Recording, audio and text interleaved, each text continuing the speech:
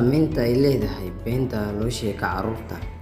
Hooyooyin badan oo Soomaaliyeed ayaa carruurtooda uga sheekeeya sheekooyin been ah sida sheekada dhagdheer oo wax kama jiraan.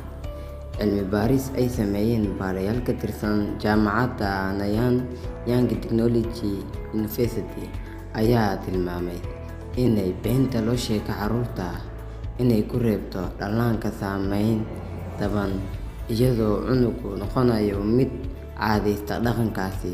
Baaritaan ay muujinayaan in carruurta iyo dhalinyarada sheega beenta ay yihiin kuwo waalidiintooda, gaar ahaan aabbayaasha, kula dhaqmaan hab dhaqan ku dhisan been, iyadoo taasina horseed u noqotay inay la kulmaan caqabado xagga maskaxda iyo bulshadaba ah.